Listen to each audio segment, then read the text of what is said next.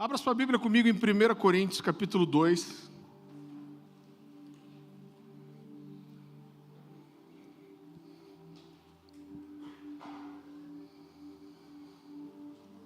Queridos, eu quero compartilhar uma palavra muito simples com você. Eu quero mais provocar seu coração do que qualquer coisa. Talvez esteja aqui bastante tempo, você nem saiba que eu tenho alguns livros publicados. Eu normalmente não falo, mas eu vou compartilhar com você um pedacinho de um dos capítulos desse livro aqui, chamado Marcados pelo Espírito. E tem disponível ali, como a gente está em Black Friday, hoje com frete grátis.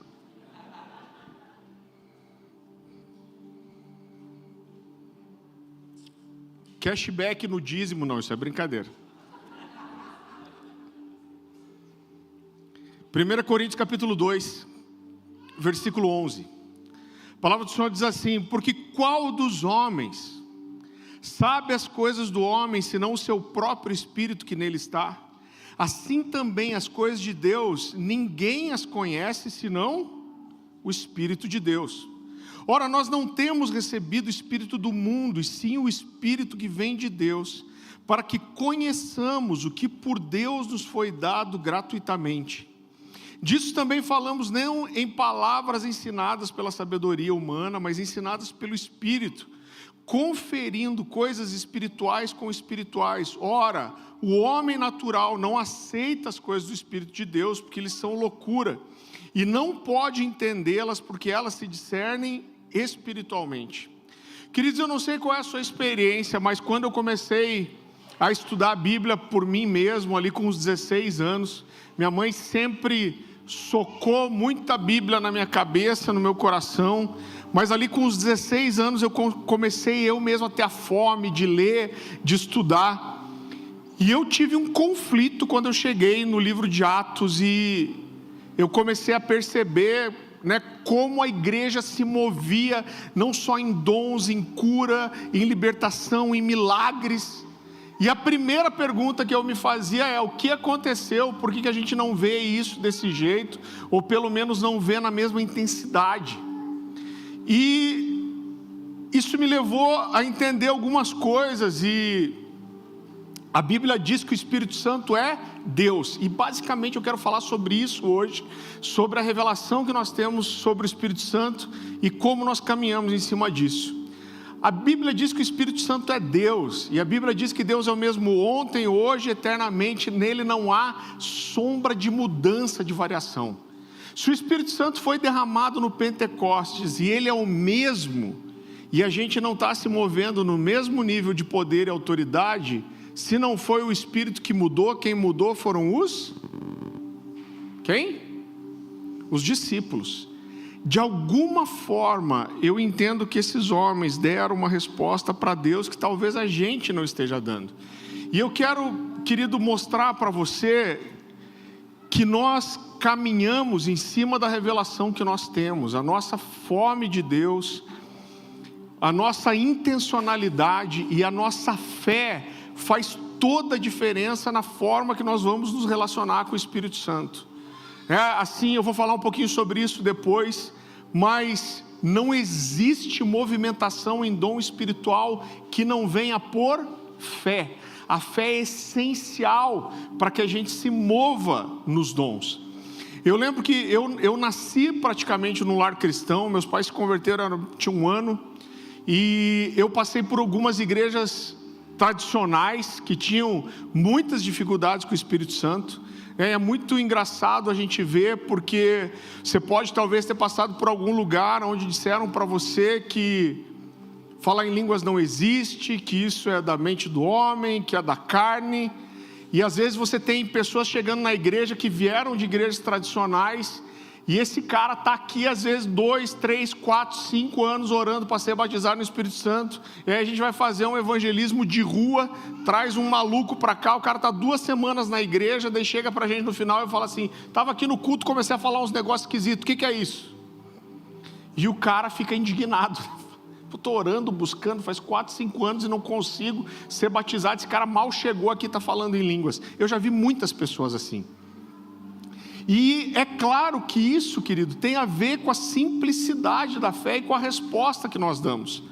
Então, eu lembro que eu tive, vocês já me ouviram falar disso provavelmente, eu tive uma tentativa frustrada de me desviar dos 13 para 14, até os 15 para 16, e com 16 anos eu volto assim para Jesus, apaixonado, sedento, buscando a Deus, e uma das coisas que eu mais queria receber era o batismo no Espírito Santo. Irmão, isso era a década de 90, né? Eu sinto falta de algumas coisas que existiam, e eu não sei se você já percebeu, mas tem até o falar em línguas dos anos 90, né? Você já percebeu ou não? Os anos 90 começava normalmente assim, não era, você fala, às vezes você vê uns irmãos, você fala, caraca, isso aí é a língua estranha dos anos 90, esse é experiente, mas tinha muita vigília, muito movimento para receber o Espírito Santo. Irmão, eu fui em tudo que tinha, fui em vigília, pedi para orarem por mim, me falaram, ó, fica falando aleluia, aleluia, aleluia, aleluia, aleluia, várias vezes, até que você vai enrolar a língua, você vai ser batizado. Fiz, é claro que não adiantou nada. Deixa a sua boca aberta que Deus vai encher. Aquelas rodas em vigília que oravam, você caía, oraram por mim, eu caí, quando eu não caí eu me joguei, falei, Deus, vem em mim que eu estou facinho, né? Estou aqui, eu quero que aconteça esse negócio. E eu busquei muito, e esse batismo não vinha. E quando a gente busca alguma coisa, isso não acontece, a nossa tendência natural é começar a encontrar desculpas para aquilo que a gente não está experimentando em Deus. Porque você olha para a sua vida e se fala, eu sou alguém de Deus, eu amo o Senhor, eu estou tentando andar em santidade, eu estou enfiando minha cara na Bíblia, então se eu não experimentei alguma coisa é porque Deus não tem para mim. E a gente acaba encontrando às vezes desculpas espirituais para as coisas. E eu lembro que eu tinha ali 16 anos, e eu tinha um grupinho ali de jovens, de adolescentes. A gente emprestava a chave da igreja, era uma igrejinha de bairro, uma quadrangular lá no Uberaba. E a gente ia para a igreja, aquele grupinho, aquela rodinha, e se fechava para buscar Deus, para buscar o Espírito Santo. E eu tinha acabado de sair de um período desse de oração, era tarde da noite. Eu ia a pé para casa, eu morava uns 3,5 km da igreja. E eu lembro que logo que eu saí da igreja, eu encontrei o irmão de um amigo meu que estava na oração comigo. E era um irmão mais velho. Imagina, com 16 anos você está buscando as referências, e a gente achava ele assim um cara muito de Deus. Esse cara acabou sendo muito amigo meu depois. E eu lembro que eu encontrei ele, falei, você é irmão do fulano de tal? Dele, onde você estava? Eu falei, a gente estava na igreja orando. E aquela coisa empolgado, não, a gente está orando, Deus está falando com a gente. E ele, pô, que legal que vocês estão buscando. E aí ele falou para mim assim, o Espírito Santo você já recebeu? Eu até dei uma murchada, falei, pô, logo o Espírito Santo o cara vai perguntar. Mas eu tentei dar uma resposta espiritual. E eu falei, olha, veja bem, eu estou orando, buscando, mas não sei se é a vontade de Deus, porque ainda não aconteceu. E esse cara era meio rústico, para não dizer grosseiro. E quando eu falei isso para ele, ele olhou para mim e falou assim, você está louco? Eu até me assustei, né? Ele falou, cara, você está maluco? Eu lembro o exemplo que ele deu. Ele falou, olha, tem algumas coisas que a gente não sabe se é a vontade de Deus. Você está orando por um emprego, abrem 2 portas de um emprego. Você não sabe qual é a vontade de Deus, você vai orar, mas tem coisas que são reveladas na palavra de Deus. Ele falou, cara, você nasceu para ser o templo do Espírito Santo. Ter o Espírito Santo é ter Deus em você. Como que Deus não vai querer habitar em você? Você está falando bobagem. E eu fiquei meio ofendido, mas ele mexeu com meus bril. Eu lembro que eu fui correndo para casa. Dava para correr 3 km naquela época, foi 20 e tantos quilos atrás. E cheguei em casa, irmão, era a década de 90. Eu cheguei e falei, vou meter uma música aqui no quarto, porque eu estava decidido. Eu falei, agora eu descobri que esse negócio é para mim, eu não saio do quarto até eu ser batizado. E eu peguei um disco de vinil do meu pai, irmão, era um negócio assim, tipo Vozes da Verdade. Eu ouço hoje, dá até dó de Jesus, né? E eu coloquei aquele vinil lá e entrei peitudo no quarto. Eu tinha um quarto no sótão. Falei, Deus, o negócio é o seguinte: eu vou começar a orar aqui agora que eu descobri que esse negócio é para mim. Eu não saio daqui até ser batizado. E comecei, Deus me batiza. Mas eu comecei a pensar, mas e se ele não me batizar? Eu acho que uma hora eu vou ter que sair, pelo menos para ir no banheiro. Mas eu estava determinado a tentar enganar Deus. Eu falei, Deus, mas eu não saio daqui até eu ser batizado no Espírito Santo. Eu não lembro quanto tempo eu fiquei, mas lá pela madrugada, eu fui batizado no Espírito Santo, sozinho no meu quarto.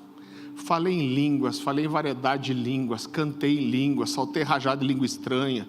Irmão, veio o download completo. E é tão especial a simplicidade da fé, que aquilo foi uma experiência tão especial, que eu acho que quando estava quase amanhecendo, eram umas 4, 5 da manhã, eu fui deitar, extasiado com estar falando em línguas. E aí eu pensei assim, mas se eu acordo de manhã eu não falo em línguas mais. Aí levantei e comecei a falar de volta. Falei, é melhor garantir o sol nascer, eu estar no outro dia falando em línguas também, né? Mas eu olho para isso e eu penso assim, o Espírito Santo mudou naquele dia? É claro que não. Quem mudou? Eu mudei. Eu dei uma resposta que de alguma forma eu não estava dando antes. É impressionante a capacidade que a gente encontra para dar desculpas, querido, de algumas coisas. Quando a gente fala muito sobre isso aqui, quando Jesus, citando Isaías, ele fala, o Espírito do Senhor está sobre mim, porque ele me ungiu para tudo que vem depois, envolve servir o próximo. Quando a gente olha para os dons do Espírito, todos os dons foram dados para servir a igreja, menos o dom de línguas. A Bíblia diz que aquele que ora em línguas edifica a si mesmo, a sua mente fica infrutífera, mas o seu espírito fala mistérios com Deus. Então falar em línguas é um dom para edificação pessoal. Por isso que quando algumas pessoas me dizem assim, não, mas o dom de línguas é para um e não é para outro, eu falo, não, peraí, a Bíblia diz que os 5 ministérios foram dados para que todos nós cheguemos à estatura da plenitude de Cristo, a maturidade espiritual, o crescimento, o desenvolvimento é para todos. Aí Deus deu um dom, que é para a nossa edificação pessoal, para um lugar de maturidade que todos devem chegar, mas ele fala, não, mas eu vou dar o dom para alguns e para outros não. Irmão, não faz sentido. Não faz sentido isso. Agora a gente acaba muitas vezes encontrando desculpas espirituais para fechar Deus dentro da limitação do nosso entendimento e da nossa experiência. Uma das frases mais arrogantes que eu vejo dentro da igreja, e ela, de certa forma, é uma frase bíblica, mas é o não sinto paz. A gente tem uma tendência a tudo aquilo que sai da nossa experiência, do nosso conhecimento, a gente fecha Deus dentro daquilo que a gente experimentou, e quando alguém sai disso, a pessoa, com ar de espiritualidade, não sinto paz. Mas eu queria caminhar por algumas coisas na Bíblia e levar você a refletir algumas coisas. Uma das coisas que mais mexe, mais impressiona o meu coração sobre a vida de Davi, é que a Bíblia diz que o dia em que o profeta Samuel ungiu a Davi na casa de Jessé, o seu pai, a Bíblia diz que o Espírito do Senhor se apossou de Davi. Sabe o que é se apossou? A Bíblia está dizendo que o Espírito de Deus possuiu Davi. Vá para esse texto comigo, 1 Samuel capítulo 16.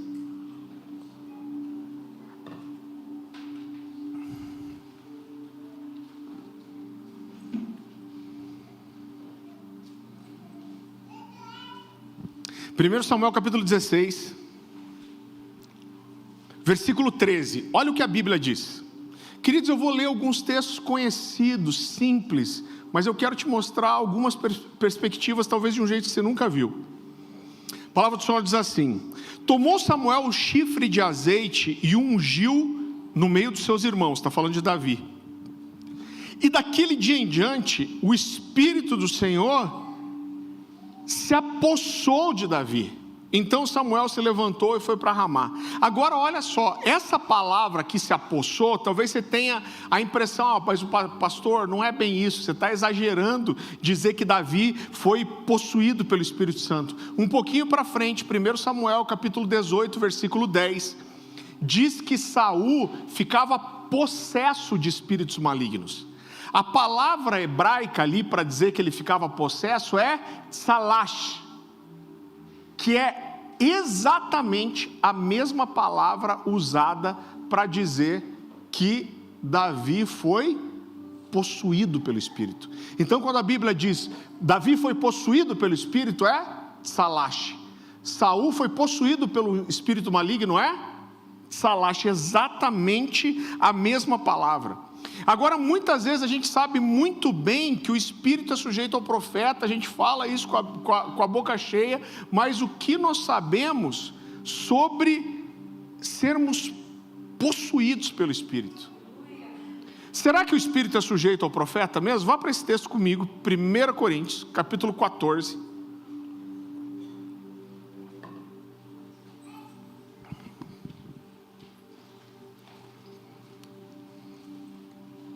Versículo 32.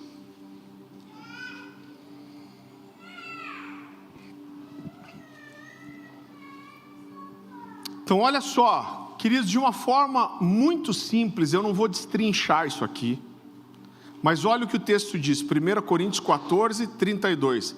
A Bíblia diz assim: o Espírito de Deus, é isso que a Bíblia diz? Não, ela diz os, plural, espíritos, plural e com letra minúscula de quem?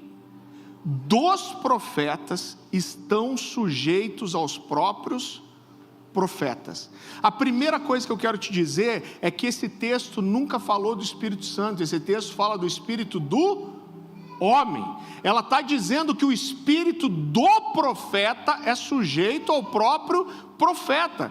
Então a primeira coisa, o que esse texto está dizendo? O que esse texto está dizendo é que se alguém tenta se manifestar de uma forma que parece espiritual, mas traz desordem, atrapalha, alguém começa a levantar no meio de um culto e falar em cima do pastor, e não que eu não acredite que Deus possa fazer isso em algum momento, mas se esse cara está fazendo algo que não é de Deus, está perturbando o culto, isso, pelo amor de Deus, não significa que o Espírito Santo está sendo mal controlado.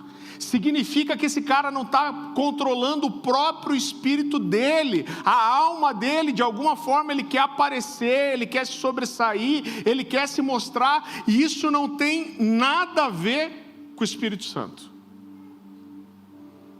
Eu vou fazer uma coisa aqui tão simples, mas eu espero que você guarde isso no seu coração para sempre. Cadê o Ariel? Vem aqui, Ariel. Venha. Eu vou tentar te preservar hoje. Que cara de decepção. É que ele já passou por algumas. Pega leve, ele falou para mim. Fica aqui, Ariel. Imagina a gente estar aqui, antes do culto, a gente está orando, tem o pessoal da intercessão, o pessoal do profético, a gente está orando e falando: Espírito Santo, venha, a gente quer que você venha nesse culto, que você tenha liberdade, e de repente, a gente olha e quem está ali? O Espírito Santo. Saiu bem, né? Saiu bem. Aí o Espírito Santo, eu falo: Espírito Santo, você está aqui, que bom, a gente estava orando justamente para você vir, a gente estava orando, a gente quer que você tenha muita liberdade nesse culto, mas Espírito Santo, só senta aqui comigo. Espírito Santo, você sabe que a gente estava orando justamente para você vir, ter liberdade no nosso meio, e eu não quero que você me entenda mal, eu quero que você fique livre, mas antes da gente começar, eu queria te ensinar algumas coisas sobre ordem e decência. Obrigado, Ariel. Você consegue perceber como esse pensamento é, deixa eu achar uma boa palavra, idiota? Como não faz sentido nenhum. Você consegue perceber que quando a gente usa essa expressão e fala: não, tem que controlar o Espírito Santo, parece que o Espírito Santo é uma criatura imatura e desordenada, gente.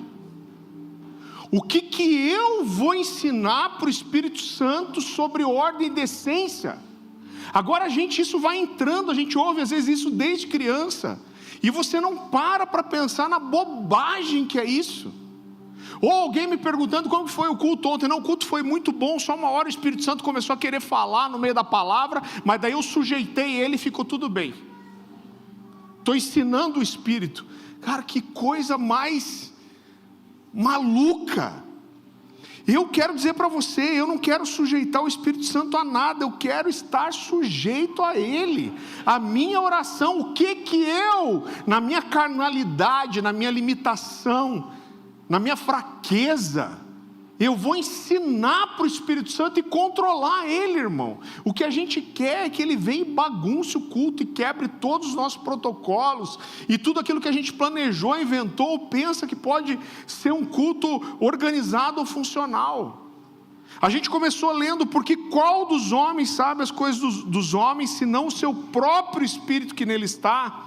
Assim também as coisas de Deus, ninguém as conhece, senão o Espírito de Deus. Evan Roberts, o homem que foi usado para incendiar o país de Gales, considerado até hoje o maior avivamento que teve na história depois de Atos dos Apóstolos, os historiadores dizem que ele costumava fazer uma mesma oração repetidamente: Espírito Santo, dobra-me. Espírito Santo, vença-me. Espírito Santo, dobra-me. Espírito Santo, vença-me.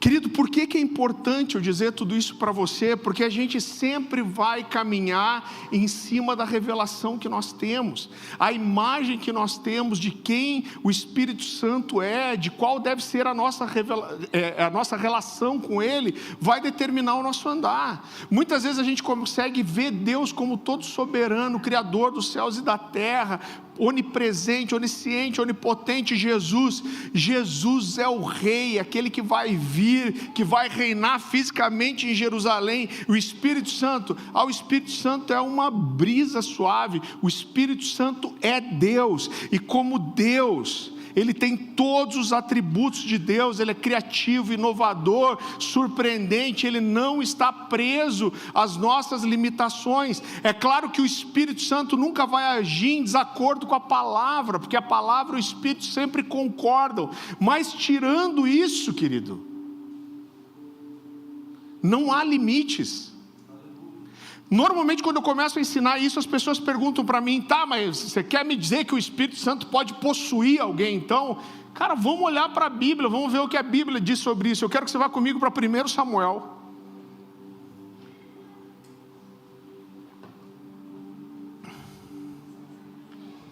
Primeiro Samuel, capítulo 19.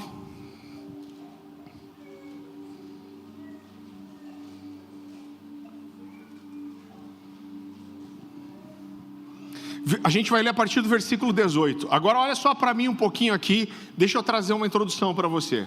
Você conhece a história. Davi mata Golias. Saul leva Davi para morar no palácio com ele.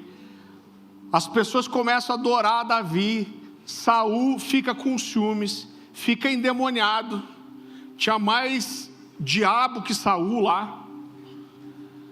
Davi tem que dedilhar a harpa para ele desendemoniar. E aí ele fica loucão de inveja e de demônio e tenta encravar uma lança no peito de Davi, e Davi tem que fugir. Então vamos lembrar: Saul tinha sido rejeitado por Deus, não ouvia a voz de Deus, não ouvia Samuel e queria matar Davi, e estava possuído por espíritos malignos. Aí Davi foge e ele vai para uma cidade chamada Ramá, aonde os profetas se reuniam com os seus alunos. Vamos fazer um parênteses aqui. Por que tem aluno de profeta, irmão? Porque tem os moços dos profetas, porque tinha os discípulos dos profetas, porque a caminhada para profetizar era um processo. Amém? Davi foge para lá e se esconde em Ramá. Algum endemoniado chega para Saul e fala assim: olha, você quer pegar Davi? Ele está escondido em Ramá, na casa dos profetas. E daí vamos ver o que acontece. 1 Samuel capítulo 19, versículo 18. Assim, Davi fugiu, escapou e veio a Samuel a Ramá. E lhe contou tudo quanto Saul lhe fizera. E se retiraram ele e Samuel e ficaram na casa dos profetas. Foi dito a Saul: eis que Davi está na casa dos profetas em Ramá. Então enviou Saul mensageiros para trazerem Davi. Iam trazer Davi para quê? Para ser morto. Os quais viram um grupo de profetas profetizando onde estava Samuel, que lhes presidia. E olha o que aconteceu. Esses homens eram soldados enviados por Saul para prender Davi para ser morto. E o que acontece quando eles chegam até Davi? E o Espírito de Deus veio sobre os mensageiros de Saul, e eles também profetizaram. Então olha só, a Bíblia vai dizer depois que eles se despiram das suas vestes, inclusive. Esses caras vão para prender Davi, o Espírito Santo toma eles de uma forma que eles despem as suas roupas, eles ficam prostrados no chão, e não só isso, eles são tomados pelo Espírito Santo de uma forma que eles começam a profetizar e não voltam mais. E aí, quando eles não voltam, o que Saul faz? Envia mais mensageiros. Vamos continuar lendo. Avisado disso, por que Saul precisou ser avisado? Porque os caras não voltaram. Ficaram lá profetizando. Avisado disso, Saul enviou outros mensageiros, e também esses profetizaram. E aí o que Saul fez? Mandou mais um time de mensageiros. Então enviou Saul ainda uns terceiros, os quais também profetizaram. Cara, olha, acho que não, eu estou indo lá prender Davi, mas eu estou muito quebrantado. Se eu pisar e eu sentir o manto, se eu sentir o chu, eu já nem prendo ninguém. O Espírito Santo tomou esses caras. Aí quando pela terceira vez os mensageiros não voltam, Saul, gauchão, Gaudério, guapo, cadê o Emerson aí? Falou assim: quer saber? Agora vou eu mesmo lá pegar Davi. E vamos lembrar que Saul nesse momento aqui era endemoniado, rejeitado por Deus. E olha o que acontece. Então foi também ele mesmo a Ramá, e chegando ao poço grande que estava em seco, perguntou: onde estão Samuel e Davi? E responderam-lhe: eis que estão na casa dos profetas em Ramá. Então foi para a casa dos profetas em Ramá. E olha o que aconteceu. E o mesmo Espírito de Deus veio sobre ele, que caminhando profetizava até chegar à casa dos profetas. Deus usou tanto plantão que pegou ele no caminho. E olha o que acontece. Também ele despiu a sua túnica e profetizou diante de Samuel, e sem ela esteve deitado em terra todo aquele dia e toda aquela noite. Pelo que se diz, está também Saul entre os profetas. Irmão, esse aqui é o Espírito Santo que eu creio, que possuiu, que tomou esses homens. Agora, muitas vezes a gente quer pegar Deus e colocar dentro de uma caixinha de sapato, dizer: Deus é desse tamanho aqui. Eu louvo a Deus porque Deus me confrontou e quebrou alguns parâmetros meus. Eu lembro que quando eu tinha ali, eu imagino que uns 17, talvez 18 anos, eu saí um dia da casa dos meus pais e tinha um monte de skatista andando na rua. E molecada, adolescente. E tinha um terreno grande, uma calçada grande na casa dos meus pais. E eu lembro que me deu uma ideia. Eu fiz um corrimão, umas rampas, um negócio, montei uma pista de skate. Cheguei para aquela gurizada e falei o seguinte: eu tenho uma pista aqui, vocês podem andar com uma condição. Toda quarta-feira à noite eu vou fazer um culto aqui em casa, vocês têm que vir. Se vocês vierem no culto, podem andar na pista. E até hoje eu encontro, às vezes, gente que se converteu naqueles dias lá. E eu lembro que uma vez eu fui fazer um culto, um amigo me ligou. Era um amigo mesmo do coração, de muito tempo, mas ele era um crente assim meio alternativo, meio flex. Uma hora está andando com um espírito, outra hora com outro. Na verdade era um cara assim precioso, mas com vários problemas de caráter, que não era alguém para quem eu olhava e falava, esse cara é um cara de Deus. Ele falou, você está fazendo aquele culto na sua casa? Eu falei, tô. Ele falou, eu vou aí. Eu falei, isso cara, venha mesmo, já estou pensando aqui, vai que é tocado, né? E esse cara foi num desses cultos que eu fazia, uma espécie de uma célula, e gente, eu vi esse cara fluir no profético, como poucas vezes eu vi na vida. Ele chegou para um menino que estava a segunda vez lá, e ele falou assim, você não está acreditando em nada que está acontecendo aqui, né? O menino ficou com o olho desse tamanho olhando para ele. Falou, e você pediu uma prova para Deus, eu vou te dizer qual é a prova que você pediu. E ele ainda falou, você falou assim, que se Deus estiver aqui, que você quer cair, então caia. E o menino, buf. Eu falei, caraca. Mas eu entrei em crise. Eu saí dali e falei, Deus, eu conheço a vida desse cara. Falei, o que está acontecendo, Deus? Parecia que ele estava com a manopla do Thanos. E eu aprendi que dom e caráter são coisas diferentes. Mas eu aprendi também que eu achava, irmão, que eu sabia tudo. Eu achava que eu era o ISO 9000 do reino. E tudo eu sabia o que era de Deus e o que não era. Só que Deus quebrou essa estrutura mental orgulhosa de me levar a olhar para as Escrituras e entender como eu coloco um parâmetro para Deus agir. Irmão, a gente olha para algumas coisas que aconteceram na Bíblia. Deus chega para um cara chamado Jeremias. Jeremias era muito louco. Jeremias capítulo 3, versículo 1 a 9, você não precisa abrir. Deus chega para Jeremias e fala assim, Jeremias, quero fazer um ato profético com você. E aí Jeremias fala, terra! E Deus fala assim, você vai comprar um cinto de linho fino, e você vai enterrar esse cinto nas margens do Eufrates. Irmão, até aí está tranquilo, até você começar a estudar geografia bíblica, e você descobrir que a primeira margem do Eufrates ficava mais ou menos 500 quilômetros de onde Jeremias estava. Eu não sei como Jeremias fez esse trajeto de camelo, de cavalo, irmão, 500 quilômetros. E aí Jeremias guarda o cinto e 500 quilômetros. Aí ele chega nas margens do Eufrates, Deus fala assim, Jeremias, agora enterra o cinto nas margens do Eufrates. Ele enterra, Deus fala, fechou, pode voltar. Aí ele volta, 500 quilômetros. Aí passa um tempo, Jeremias acorda um dia feliz e contente, ele faz um café, aí ele está carpindo o quintal, e de repente vem uma voz do céu e diz assim, Jeremias, e eu penso, Jeremias, caraca, tomara que ele não fale nada do cinto. E Deus fala para ele, Jeremias, vai lá e desenterra o cinto. E ele pega 500 quilômetros.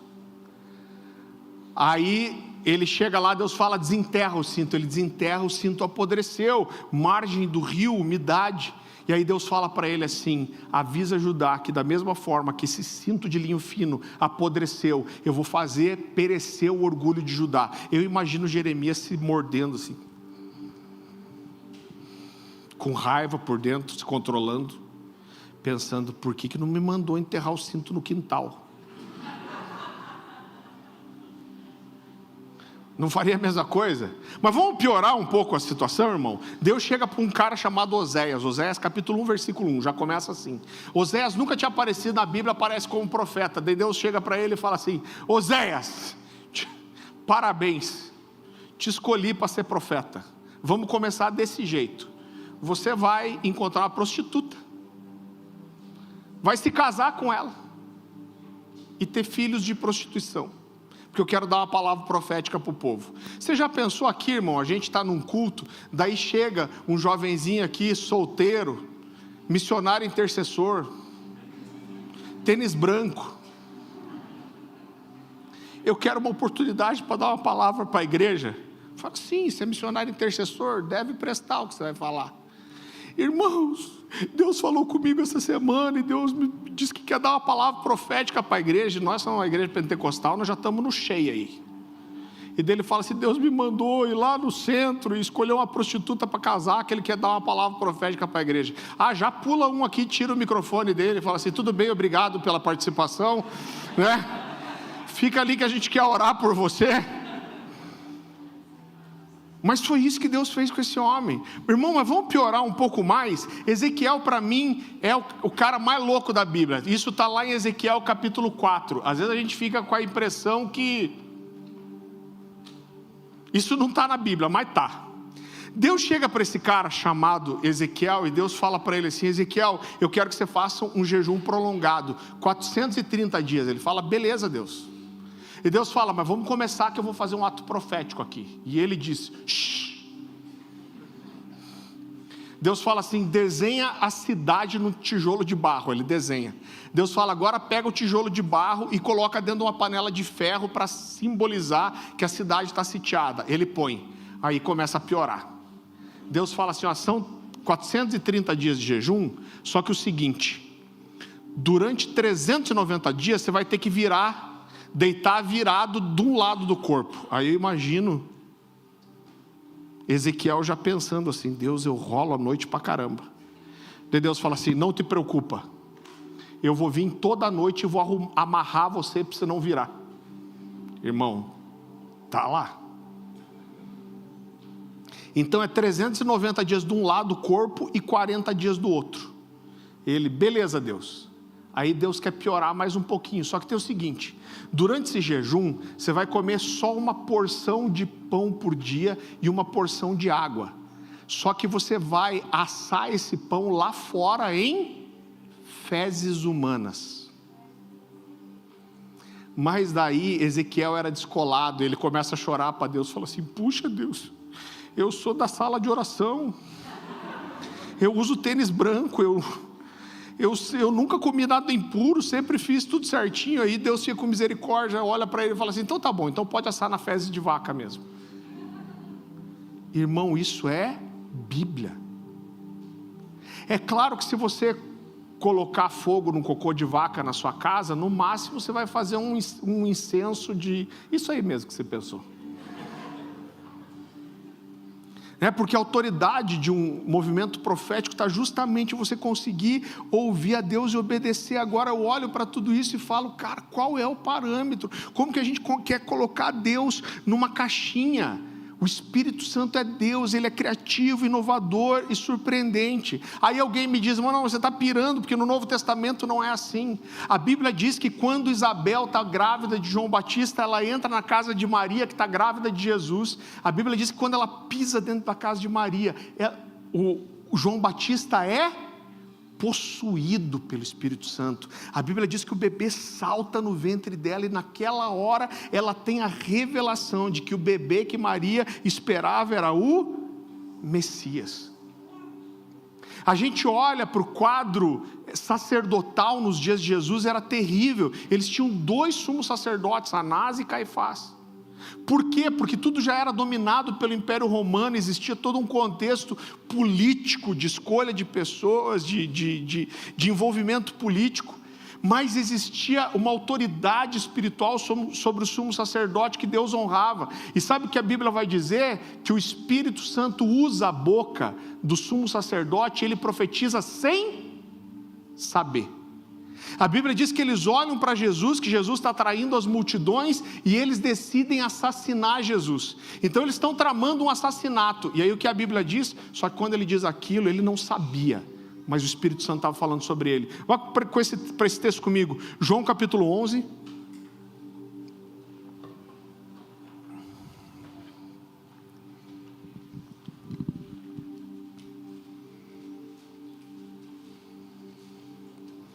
Versículo 49. A palavra do Senhor diz assim: Caifás, porém, um dentre eles, sumo sacerdote naquele ano, advertiu-os dizendo: vós nada sabeis, nem considerais, olha, ele está falando de matar Jesus, que vos convém que morra um só homem, para que não venha a perecer toda a nação. O que ele está pensando? Vão matar Jesus para ele parar de influenciar as pessoas. Mas olha o que a Bíblia diz depois: ora, ele não disse isso de si mesmo, mas sendo sumo sacerdote naquele ano, profetizou que Jesus estava para morrer pela nação, e não somente pela nação, mas também para reunir em um só corpo os filhos de Deus que andam dispersos. Queridos, quando a gente vai para Atos capítulo 8, a partir do versículo 40, a Bíblia fala de Felipe pregando para aquele eunuco. A Bíblia diz que quando ele batiza o eunuco, ele tira o eunuco da água. A Bíblia diz que o Espírito Santo vem e simplesmente arrebata Felipe dali, e ele é trasladado para um lugar chamado Azoto. O Espírito Santo não faz nada sem a minha concordância. Irmão, ele não falou, estou aqui no ponto de ônibus espiritual, Espírito Santo, se você quiser me levar, eis-me aqui. A Bíblia diz que o Espírito veio e simplesmente arrancou ele de um lugar e levou para outro, irmão. É esse o Espírito Santo que eu creio. Quando eu olho para a palavra, eu vejo, por exemplo, em João 4,50, eu vejo Jesus curando a distância. Eu olho para João 9,6, eu vejo Jesus cuspindo no pó e fazendo lama. Por uma hora Jesus cura a distância, não precisa nem tocar, nem ver o cara. Outra hora ele gospe no pó, ele faz lama e passa. Aí passa a lama, eu fico pensando, você está enxergando? Não, estou com o olho cheio de barro. A gente vê em outro momento Jesus curando em etapas, irmão. Esse texto mexe com o meu coração, é Marcos 8:22. A Bíblia diz que Jesus olha por um cara, e daí Jesus olha e fala, você está enxergando? E aí ele diz assim, eu vejo os homens como árvores. Estava bom o negócio. E aí Jesus fala, está certo, as árvores somos nós. Aí Jesus ora de volta, e esse cara é completamente curado. A gente vê em Lucas 4:22, Jesus expulsando demônios e mandando que eles se calassem, mas a gente olha em Marcos 5:9, Jesus expulsando demônios e dizendo que eles falassem. Então eu vejo que o mover do Espírito tem, querido, esse objetivo de quebrar a nossa certeza, a nossa carnalidade, a nossa religiosidade. Ele nos leva para esse lugar de insegurança e incerteza, onde a fé é necessária.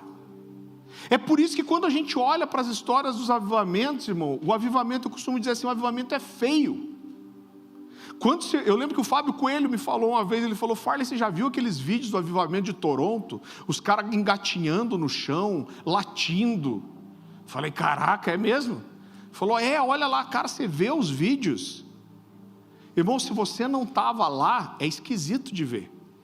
Sabe por quê? Porque quando tem avivamento, o cara vai com a boca no pó, a roupa fica amassada, a maquiagem fica borrada, a programação vai embora. Deus está dizendo, eu sou Deus. Você sabe que uma coisa que tem um texto que mexe tanto com o meu coração, eu quero que você abra lá comigo, 2 Coríntios capítulo 11.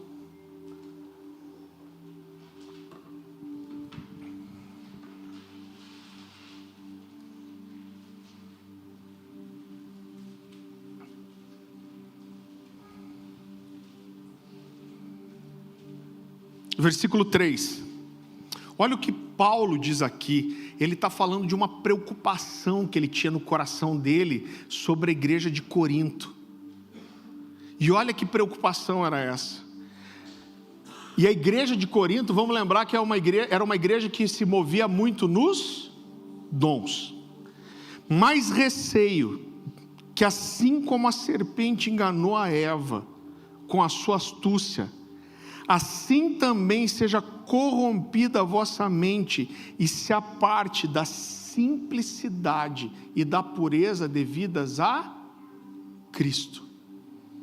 Irmão, não estou dizendo que a gente não deve estudar, mergulhar nas Escrituras, pelo contrário, a gente falou aqui semana passada para a gente não ter medo da teologia, do estudo, mas a gente não deve nunca se apartar da simplicidade, e como esse é um temor do meu coração. Eu começo a pensar em algumas coisas que eu movi em fé, e eu falo, cara, eu não posso perder esse lugar. Eu falo, hoje eu passei pela frente de uma igrejinha, uma Assembleia de Deus ali perto de casa, bem pequenininha. Eu falei, Dani, eu vou ver que dia que tem culto, eu vou vir aqui, eu gosto de ir nessas igrejinhas de bairro. Sabe que a gente que fala carça, borso, preda e cráudio, mas os caras às vezes passam o dia inteiro orando lá fechado, irmão, tem uma fé, uma percepção profética. Pode falhar em outras coisas? Pode, mas é a simplicidade da fé. O Senhor me levou esses tempos a lembrar de algumas coisas simples, você sabe, eu tive uma experiência, quando eu tinha ali, eu acho que uns 17 anos, eu quebrei meu calcanhar em 3 partes. Com 16 anos foi quando eu comecei a ler alguns livros e aprender mais sobre o Espírito Santo e querer desenvolver isso, e eu quebrei meu calcanhar em 3 partes, engessei o pé, e eu lembro que quando eu fui, o médico falou para mim, você vai ficar no mínimo, se eu não me engano, eu acho que eram 9 semanas com gesso, eu não lembro se eram 6 ou 9, ele falou, menos que isso você não vai ficar, e eu lembro que eu fiquei super chateado, eu super agitado, né, cara, o que eu vou fazer todo esse tempo, e como eu quebrei o calcanhar, não tinha nem aquele toquinho que colocava embaixo antes de você pisar, então eu não podia encostar o pé no chão, e aí eu lembro que esse amigo meu que me ajudou a ser batizado no Espírito Santo, levou na época uma caixa cheia de, imagina isso gente, fita de VHS, pastor, o que é isso? Bota no Google, com vídeo de pregações, e eu lembro que eu comecei a assistir aquelas pregações, estava lá com o pé para cima, eu estava 2 semanas com gesso, se eu não me engano, e irmão, eu não estou aqui para falar da doutrina do Benihim, se ele é certo, se não é, se o paletó branco dele é jacu, se não é essa a questão, mas eu lembro que tinha um vídeo do Benihim pregando, acho que num estádio no Rio de Janeiro, e aí eu comecei a assistir aquela pregação do Benihim, e irmão, está na metade do vídeo, eu já estou no chu, já estou chorando, já estou sentindo Deus me tocar, e aí quando chegou no fim, ele falou, não, eu vou orar por cura agora, era a característica dele, eu lembro que eu pensei assim, falei, Deus, é só um vídeo, mas o mesmo Espírito que estava lá, está aqui também, falei, vou orar, eu lembro que eu meti a mão por dentro, 2 semanas, a perna já parecia uma espingardinha, né, porque atrofia, botei a mão dentro do gesso, comecei a orar, e eu comecei a sentir um calor na minha perna, assim, esquentar mesmo, a hora que eu estou sentindo isso, o Benihim fala no vídeo, e algumas pessoas como sinal da cura, vão sentir um calor no lugar da enfermidade, eu nem esperei terminar a oração, saí pulando uma perna só, desci na cozinha, peguei uma faca, meti no gesso, abri o gesso, a perna dessa finura, falei, glória a Deus, estou curado, estava sentado para cortar o gesso, fui ficar em pé, quando eu pisei, quase me embolei, né, encostei o pé no chão, deu aquela agulhada de baixo para cima, assim, e aí chegou minha mãe, falou assim, o que você fez com o gesso? Eu falei, estava lá assistindo o vídeo do Benihim, senti um chu, meti a faca no gesso, minha mãe falou, amém, glória a Deus, beleza, só que chegou a noite, meu pai chegou do trabalho, meu pai também, homem de Deus, mas mais tradicional um pouco, ele falou, Farley, o que você fez com o teu pé? Falei, falei a mesma coisa, falei, estava assistindo um vídeo do Benihim, senti um manto lá, esquentou minha perna, eu meti o pé no gesso, mas está pisando? Falei, olha, aí é outra história, né? Ele falou, não, pega aí, nós vamos pôr esse gesso de volta. Falei, não vou. Falei, eu estou curado. Pai, está curado como, rapaz? Você não põe o pé no chão? Eu falei, mas pai, é por fé. Ele falou, podia ter fé e não tirar o gesso. Eu falei, tá, mas que graça que tinha daí? Contar que testemunha, ele não precisava de fé. Dele, não, vamos lá no hospital. Eu falei, não vou. Ele falou, se amanhã você não estiver pisando, você vai para o hospital. Irmão, beleza, fui dormir cheio de fé.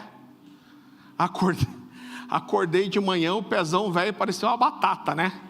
Inchado, vermelho. Fiquei me escondendo do meu pai, tentei não ver ele quando ele chegou do trabalho. Aí ele chegou, foi direto me ver, como que está o pé? Olhou meu pé, meu Deus do céu, vamos no hospital. Ficou aquela briga de volta, vamos, não vamos, não vou, foi curado nada, olha, teu pé inchado. Ele falou, amanhã é o último dia, se eu chegar e teu pé não estiver bom, se não estiver pisando, você nem fala comigo, você vai entrar no carro, eu vou te levar no hospital. Irmão, acordei no 3º dia, meu pé parecia uma berinjela. Sabe quando incha, fica tão esticado que até brilha? roxo. E aí ele chegou, não deu nem para discutir, ele me colocou no carro, a gente morava ali perto da Avenida das Torres, ele me levou na mesma clínica de fraturas que eu tinha engessado o pé. E cara, eu acho que foi um negócio do Satanás, porque eu chego lá à noite, é justamente o bendito do médico que tinha engessado o meu pé. Aí o médico entra, lembrou de mim ainda, o sem vergonha. Falou, rapaz, cadê teu gesso? Eu baixei a cabeça, falei, aqui eu não vou falar do Benihim, né?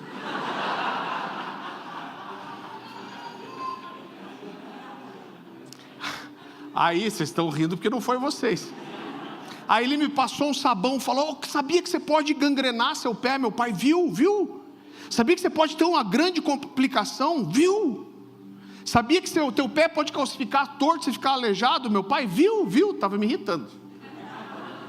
Ele falou, não, vamos já fazer um raio-x para ver como que está esse negócio.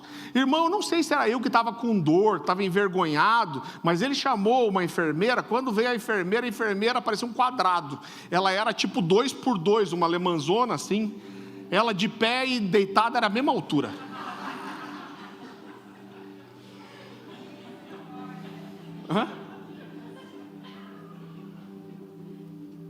A minha esposa está tentando me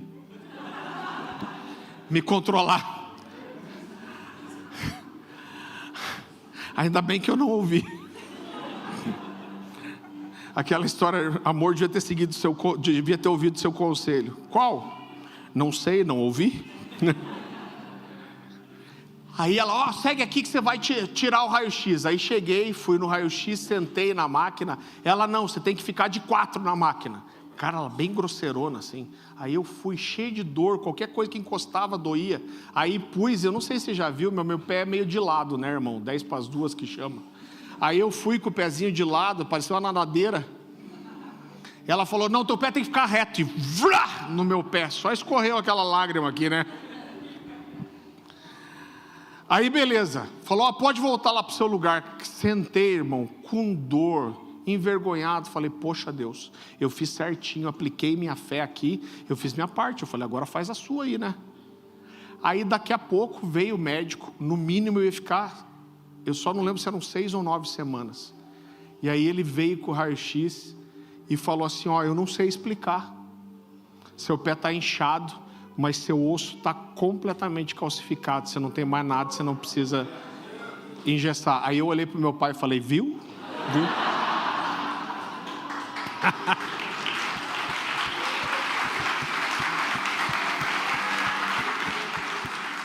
Irmão, é o testemunho mais incrível, não, mas é uma coisa simples.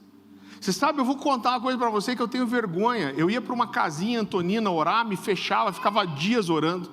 E uma coisa que eu estou orando, um dia Deus me falou, Ele falou, olha, você vai ter experiência por orar por gente com problema de visão, e você vai ver gente sendo curada. Isso encheu meu coração, e eu acreditei, eu falei, eu creio, essa é uma verdade. E o que eu fiz para isso acontecer? Nada. A primeira experiência que eu tive com alguém ser curado da visão foi uma coisa ridícula, irmão. Eu lembro que eu estava em viagem, eu estava chegando à cidade, e eu não sei quem de vocês conhece o Samuel Moraes, né? O Samuel Moraes era meu discípulo na época, e aí eu estou chegando, o Samuel me liga, fala, Farley, estou pregando numa igreja aqui. Ele falou, vem para cá. Eu falei, Samuel, mas eu estou entrando na cidade. Eu falei, que hora que eu culto? 8 horas. Eu falei, cara, eu vou chegar aí 9 horas da noite. Ele falou, não, vem para cá. E eu fui, gente. Fui votar com o Samuel, a gente não tinha filho, nada na época ainda. Aí eu entrei na igreja e o Samuel, sem noção, tinha acabado o período de adoração e ele estava orando pelas pessoas. A hora que eu entrei, ele, o Farley entrou ali, Farley, vem aqui orar pelas pessoas. O que eu pensei? Uma igreja que eu nunca tinha pisado na vida, não conhecia ninguém. Chegou 1 hora atrasado e o cara quer que eu vá orar pelas pessoas. Parei do lado e fiquei assim, né? Só que eu pensei, claro que eu não vou orar por ninguém, nem sei o que está acontecendo aqui. Só que eu comecei a estender a mão para orar, e eu costumo dizer que Deus me enganou, porque eu vi um senhorzinho assim, e cara, Deus me deu uma palavra, sabe como que é, né, Gerson? Quase caí. Não é nada ruim, tá, irmão? É só desequilíbrio mesmo. Eu olhei um senhorzinho, e quando eu vi, eu já estava abraçado com ele, liberando uma palavra profética para ele. Não deu nem para pensar. eu cheguei, abracei e só falei o que Deus estava me dizendo. Eu falei: Deus, eu agradeço pela vida do meu irmão, o Senhor está me dizendo que está dando um presente muito especial para ele, é um presente que ele quer há muito tempo, o Senhor está dando esse presente para ele agora, e essa semana ainda ele vai comprovar que recebeu esse presente. Muito obrigado, Deus, em nome de Jesus. Quando eu terminei a oração, irmão, esse conflito da fé e a razão é uma coisa... Eu falei: cara, que oração é essa, gente? Falei: por que eu fiz isso? Aí saí e fiquei bem quieto. Falei assim: eu acho que essa aí eu viajei na maionese. Beleza, isso era um sábado, passou domingo. Na segunda-feira eu estava no trabalho, trabalhava secularmente ainda. E eu nem lembro, acho que era o Messenger, alguma coisa assim, faz tempo isso. E aí eu tô lá, o Samuel Moraes me chama, falou: Farley. Falei: ô Samuel, tudo bem? Ele falou: cara, deixa eu te perguntar uma coisa, você orou por alguém no sábado? Eu pensei na hora, deu problema a minha oração. Deu BO a minha oração. Eu falei: orei só por um. Ele falou: foi um senhorzinho? Eu falei: foi. Ele falou: o que você orou? Eu falei: ai, gente. Eu falei: cara, orei que Deus estava dando um presente para ele, uma coisa que eu queria, só agradeci. Ele falou: Farley, o senhor que você orou é tio do pastor sênior da igreja. Eu: misericórdia. Ele falou: ele não é aqui da cidade, ele tinha um grave problema nos olhos. Irmão, não lembro quanto que era, mas ele tinha tipo 30% de visão num olho e 20% na outra, era bem cegueta. E ele falou, ele veio aqui para tratar, mas o médico disse para ele que era uma doença degenerativa, que ele ia tomar algumas medicações para retardar o processo de perda da visão, mas que não dava para operar, e a tendência é que até o final da vida ele ficasse cego. Ele falou: Farley, eles me ligaram agora há pouco aqui, que o senhor está na rua e está lendo tudo, todas as placas, está enxergando melhor que o pastor. Agora eu fico pensando, será que se eu soubesse, irmão, eu tinha orado com a mesma simplicidade? E se você perguntar assim: Farley, todo mundo que você está orando é curado? Irmão, não. Metade é curado? Não. Mas eu tenho visto muitos milagres, e quando eu comecei a ver, só quando eu comecei a orar. Irmão, já passei muita vergonha. Eu vou contar uma coisa para vocês que eu tenho vergonha, faz muitos anos que eu não conto isso, mas essa aqui é uma das piores de todas. Eu lancei meu primeiro livro em 2007, e eu comecei a receber alguns convites para pregar. A gente estava há pouquinho tempo na comunidade Alcance, na época, e eu lembro que eu estou um dia em casa e um cara me liga, um pastor de São José dos Pinhais, e falou: Farley, eu vou fazer um evento aqui num ginásio, e eu vi seu livro, e eu sei que você tem um livro sobre avivamento, e eu queria que você viesse aqui pregar sobre avivamento. Eu falei: tá bom, pastor, eu vou. Quando eu desliguei o telefone, Deus falou comigo, irmão, não é sempre que acontece, mas eu desliguei o telefone, Deus falou para mim assim: eu vou te usar com cura nesse dia. Eu falei: opa! Sabe aquela coisa, eu falei: se é de Deus mesmo, esse negócio vai testificar. E eu não tinha experiência assim. Isso deve ter sido 2008, isso eu imagino. Então faz quantos anos já? 16 anos. E eu lembro que eu falei: Deus, se é do Senhor esse negócio, o Senhor vai continuar testificando isso no meu coração. Irmão, era tipo assim, uns 15 dias depois, meu coração foi incendiando. Comecei a ler sobre cura, e Deus começou a me falar: eu vou te usar com cura, você vai mover com cura naquele lugar. Quando chegou assim, uns 3, 4 dias antes, ficou tão forte, que eu marquei de conversar com o pastor Luciano. Eu já tinha feito o seminário dele dos dons, e eu fui lá e falei: Luciano, eu não sei o que está acontecendo, mas Deus está falando comigo, está dizendo que vai me usar com cura. E o Luciano falou: Farley, isso aí mesmo provoca seu coração. E ele falou uma coisa que eu nunca esqueci. Ele falou: olha, deixa eu te ensinar um princípio. A fé e a ousadia são essenciais para a ativação dos dons. Ele falou: você crê que Deus vai te usar? Então vai, cara, com coragem, com ousadia. Nossa, aquilo me explodiu. 2 dias antes eu orava, sentia que o chu arrepiava o cabelo, e eu estava me achando já assim, cara, sei lá quem. Eu falei: vai ser um Atos dos Apóstolos esses dias aí, né? Tava assim, eu tinha certeza que ia acontecer a coisa mais louca do mundo. A Dani foi comigo. A gente estava bem no comecinho do casamento, isso era 2008, a gente tinha 1 ano e pouquinho de casado. E aí eu cheguei em São José dos Pinhais, era um ginásio de esportes. E eu acho que tinha assim umas 200 pessoas. E eu lembro que eu cheguei, eu estava tão assim com o coração esperançoso do que ia acontecer, que eu enfiei a cabeça numa quina e falei: Deus, o Senhor falou que vai me curar, me enche. Irmão, eu comecei a orar, senti todas aquelas coisas pentecostal que a gente sente, aquelas borboletas na barriga, arrepio, e eu estava me achando o evangelista do século.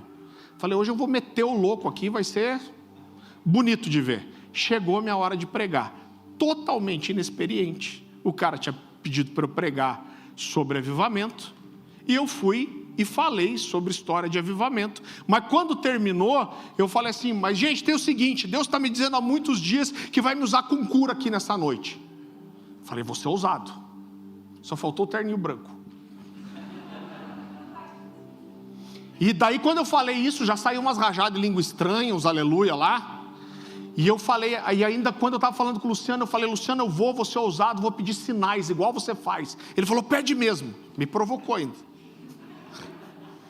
Irmão, muito burro, não faça isso em casa. Aí eu falei assim: eu vou orar aqui. E eu falei: eu quero saber aqui, quem tem alguma enfermidade, levanta a mão. Tinha umas 200 pessoas. Ninguém levantou a mão. Eu falei: as pessoas não entenderam, acho que aqui reverbera. Eu falei: gente, quem aí tem uma enfermidade, levanta a mão. Cara, ninguém levantou a mão. Eu falei: não é possível que eu estou na única igreja do mundo, do universo, da galáxia, que não tem uma pessoa doente.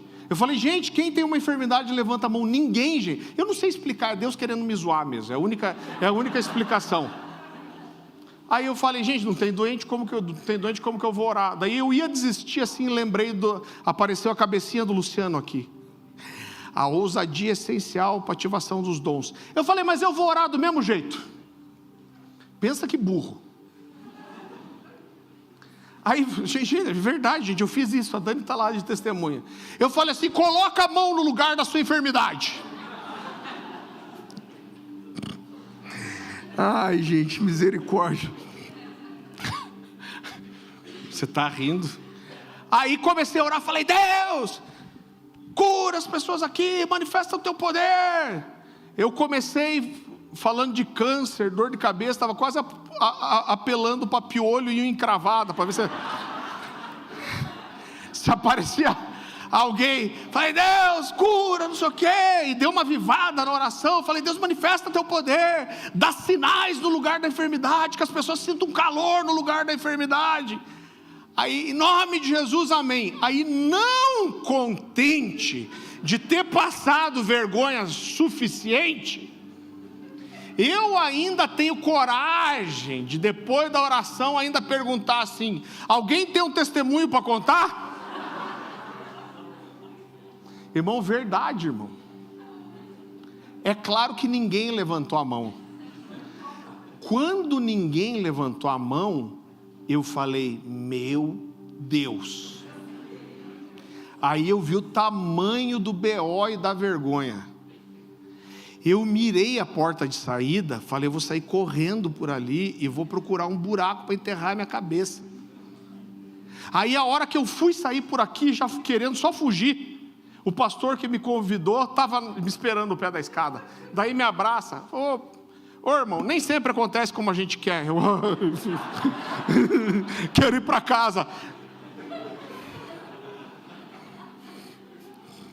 Vocês estão rindo, gente? Aí dou mais 2 passos, aparece uma mulher com um rapaz bem magrinho, parecia que tinha algum problema físico. Eu falei: glória a Deus, apareceu um doente. Aí ele tinha aquele buraco de traqueostomia. Aí eu olhei e falei: deixa eu ver se as pessoas estão olhando que tem um doente aqui. Aí ele falou assim: ah, pastor, meu irmão sofreu um acidente, ficou com alguma sequela, você pode orar por ele? Eu falei: posso. Botei a mão, caí endemoniado, rolando já. Eu falei: diabo desgraçado, veio me zoar ainda. Foi a expulsão de demônio mais rápida da minha vida. Só falei: em nome de Jesus.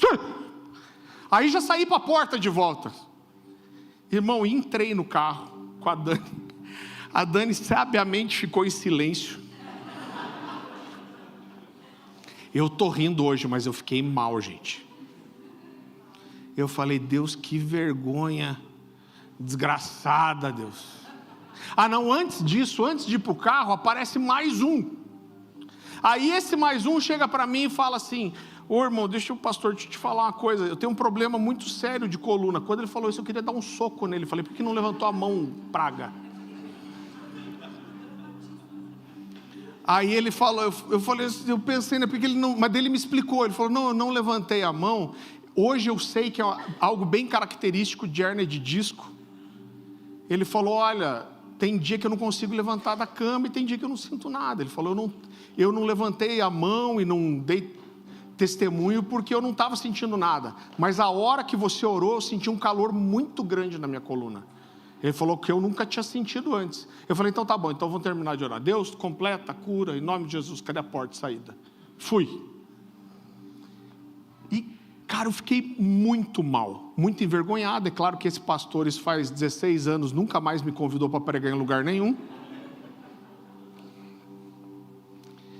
E, cara, eu fiquei mal, gente. Fiquei mal, fiquei com vergonha. E falei para Deus, falei: Deus, eu nunca mais oro por cura por ninguém, até o Senhor me explicar o que aconteceu.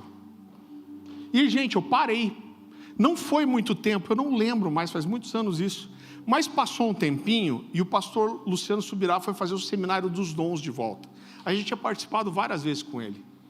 E eu lembro que gerou uma expectativa no meu coração. Eu falei: Deus, eu não tenho coragem de orar por ninguém. O Senhor vai ter que curar meu coração nesse seminário dos dons aí, porque senão eu não oro por ninguém. Eu lembro que eu fiz um jejum prolongado. Falei: Deus, tira isso do meu coração para eu perder esse medo de orar pelas pessoas. Fui no primeiro dia do seminário. Quando chegou o segundo dia, Deus falou para mim assim: gente, não é sempre que Deus me fala com essa clareza, mas eu não sei, era de um jeito que eu tinha uma certeza. Deus me falou assim: eu vou curar seu coração, você vai orar por uma pessoa nesse seminário e você vai ver uma perna crescer. E eu tinha uma certeza. Fui no segundo dia no seminário, acho que era o segundo dia. Quando eu chego no segundo dia, tinha um pastor da igreja conversando com uma pessoa, e ele me chamou e falou: Farley, tem um fã seu aqui. Eu pensei das duas uma, ou ele está me zoando, ou de repente alguém que leu o meu livro, alguma coisa. E eu fui falar. Aí esse rapaz estendeu a mão para mim e falou assim: fui curado naquele dia. Quando ele falou isso que eu lembrei, era o rapaz da coluna. Falou: você orou por mim aquele dia, lembra de mim lá no ginásio São José dos Pinhais? Nunca mais tive nada. Opa, fé já. E aí Deus tinha me falado que ia me usar para curar alguém com encurtamento de perna. Aí eu tô lá e já tô esperto assim, não podia ver alguém andando meio esquisitinho que eu já ficava... E aí eu tô lá, o Luciano parou a parte de ensino e começou a orar pelas pessoas. Eu estava bem perto da frente. E de repente eu vejo que ele pega uma moça e senta ela na cadeira. Quando ele sentou, irmão, eu fico pensando hoje, eu não sei nem como eu fiz, mas foram atos de fé mesmo. Quando eu vi essa menina com encurtamento de perna, eu já dei a volta e já estava indo lá do lado do púlpito.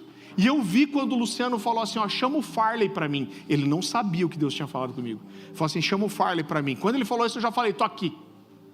Ele falou: Farley, olha, ela sofreu um acidente de carro quando ela tinha 9 anos, foi atropelada, se eu não me engano. Ele falou: ó, uma das pernas não cresceu como deveria, no lado que ela sofreu o acidente. E os médicos deram 2 opções para ela, mas eram muito agressivas: ou reduzir a perna maior, ou colocar um toco de prótese na perna menor. Como era muito agressiva a cirurgia, ela nunca fez. Mas ela tinha uma diferença assim de uns 3 dedos de uma perna para outra. E ele olhou para mim e falou assim: ó, manda a perna dela crescer.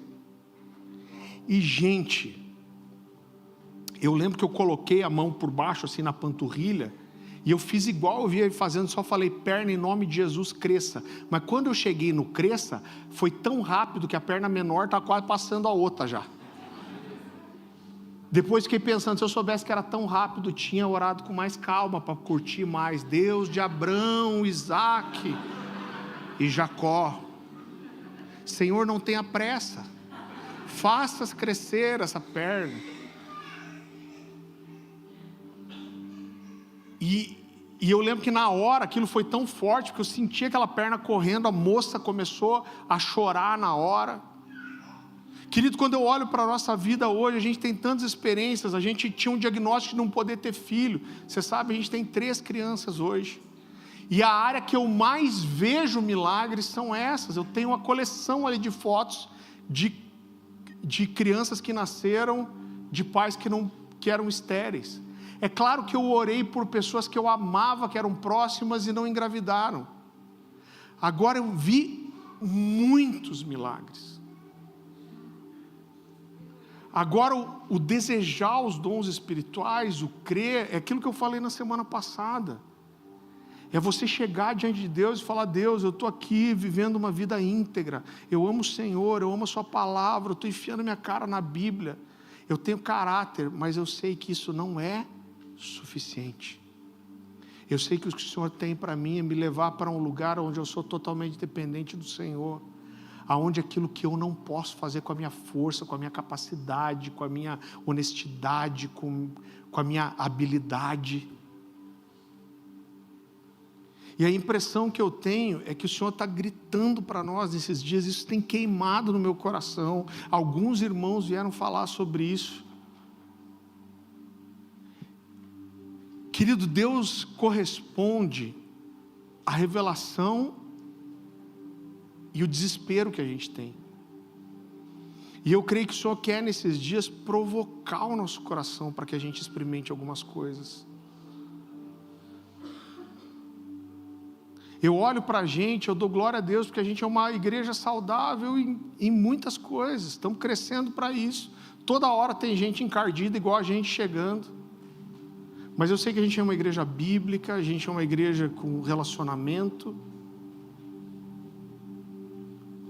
Mas eu digo para você, sem peso nenhum, eu falo: Deus, a gente precisa entrar nesse lugar de dependência, de ver mais coisas. Eu ouvi um testemunho maravilhoso hoje de manhã, de uma irmã que falou: Deus, quero ter uma experiência com pó de ouro. Diz que estava aqui num dos cultos, mais assim que ela estava menos pensando nisso, ficou com o corpo coberto.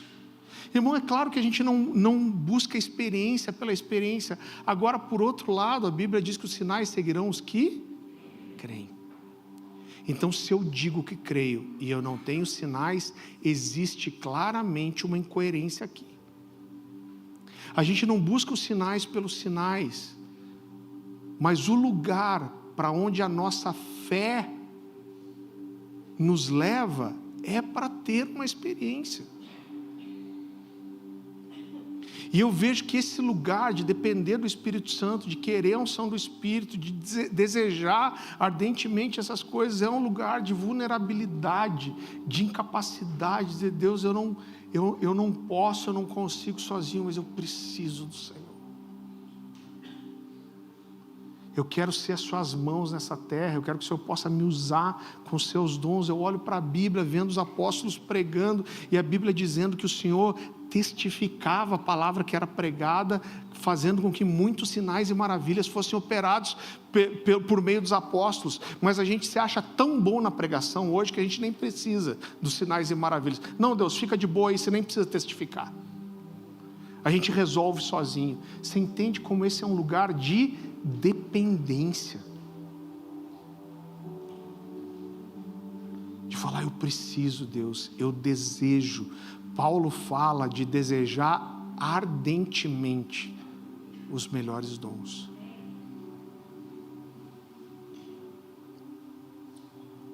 Eu não sei como vão ser os próximos dias. Eu vejo todo o contexto geopolítico intensificando, os dias serão maus. E a igreja que eu olho, querido, é claro que a maior parte da igreja, o que parece para mim nos primeiros dias, é uma igreja apóstata. O quadro geral da igreja não é de avivamento, mas dentro da apostasia da igreja, uma igreja que abandonou a sã doutrina, que esfriou o amor, existe um remanescente, e uma das características desse remanescente é que ele anda em poder. Ele anda em poder, ele anda em autoridade espiritual. Você recebe essa palavra? Quero que isso provoque seu coração. Não perde a oportunidade de orar por ninguém. Se você tiver uma impressão de uma palavra Ano que vem a gente vai abrir para a formação dos grupos proféticos aqui dentro. A gente vai te explicar como que funciona. Nós seremos intencionais nisso. Nós amamos o Espírito Santo. Nós cremos nos dons. Nós cremos nisso. Nós precisamos disso. Por quê? Porque o Senhor quer isso de nós. Uma das coisas que mais mexe com o meu coração, 4.000 anos estão esperando o Messias, irmão. Aí Jesus vem, se manifesta, está 3 anos e meio só manifestando. Aí ele ressuscita e diz para os apóstolos: agora eu preciso ir. Eu fico pensando, cara, que sacanagem, a gente está te esperando há milênios, e agora o Senhor vem, fica 3 anos e meio e tem que ir. E ele diz assim: eu preciso ir, porque se eu não for, o Consolador não virá. Mas se eu for, eu vou enviar ele para vocês. Sabe o que Jesus está dizendo? Eu posso ser o Messias. A Bíblia diz que ele é a expressão exata do ser de Deus. Mas ele diz, mas nesse momento é mais importante que o Espírito esteja do que eu esteja. Então é melhor para vocês que eu vá e ele venha. Qual é a relação que a gente tem com esse Espírito Santo, que Jesus priorizou a presença dele? Que nível de revelação a gente tem da pessoa do Espírito e o papel dele junto da igreja, gente? Eu quero caminhar nisso, eu quero mergulhar nessa revelação, eu quero ser intencional nisso. Eu creio que falta uma violência espiritual para a igreja, uma intencionalidade,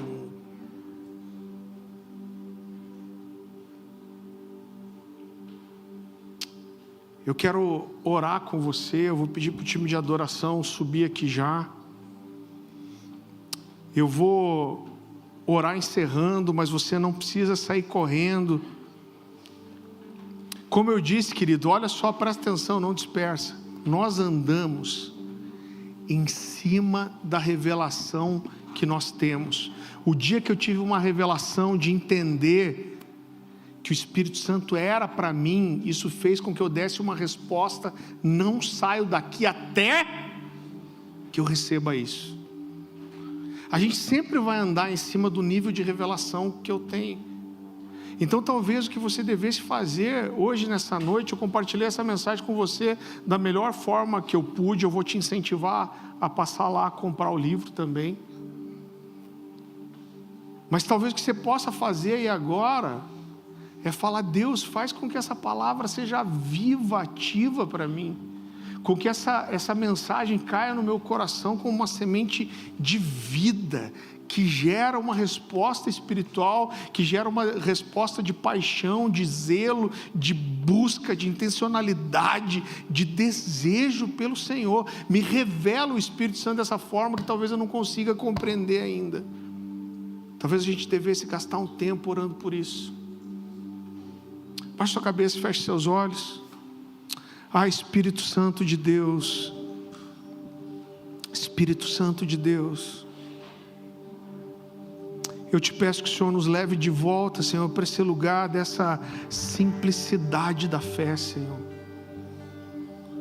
Nos leva para esse lugar de simplicidade, dessa fé simples, apaixonada, Deus. Ser simples é diferente de ser simplista. A gente não quer, nós queremos ser intensos, tanto no estudo, na vida, no mergulhar nas escrituras, em sermos bereanos. Mas a gente não quer nunca que essas coisas tirem a simplicidade da nossa fé. Eu compartilhei essa mensagem da melhor forma que eu pude, Senhor, mas só o Teu Espírito é que pode tornar a Tua palavra viva, ativa, a ponto disso nos impactar e nos levar a dar uma resposta, Senhor. Uma resposta para o céu, uma resposta para o Senhor. Que potencial, Senhor, há em nós pelo Teu Espírito, Senhor. Quando eu olho para a vida de Pedro e vejo que ele negou o Senhor 3 vezes para não ser só relacionado com o Senhor, mas depois do Pentecostes, a primeira pregação dele alcançou 3.000 pessoas. Pedro é aquele que não negou sua fé E quando falaram que ele ia morrer como seu Senhor, ele pediu para ser crucificado de cabeça para baixo. Tudo isso, depois que o teu Espírito veio sobre ele, nos leva para esse lugar, Senhor. Nos revela a pessoa do teu Espírito, nos faz entender. Que o Senhor nos leve para esse lugar de compreensão, de revelação, de desejo, de fome, de intensidade. Espírito Santo de Deus, Espírito Santo de Deus, venha sobre nós, fala conosco, responde a nossa busca, ao nosso desejo, nos leva para casa em paz, em segurança, Senhor. Continua ministrando ao nosso coração, nos prepara para essa conferência no final de semana. Que nós possamos realmente ver algo novo, ouvir algo novo, experimentar algo novo do Senhor. Nos prepara, que nós possamos vir sempre para cá com o coração certo, com o coração em chamas, desejosos, cheios de expectativa pela vida do Teu Espírito em nós. Nos leva para esse lugar, Senhor. Nos leva para esse lugar, Senhor.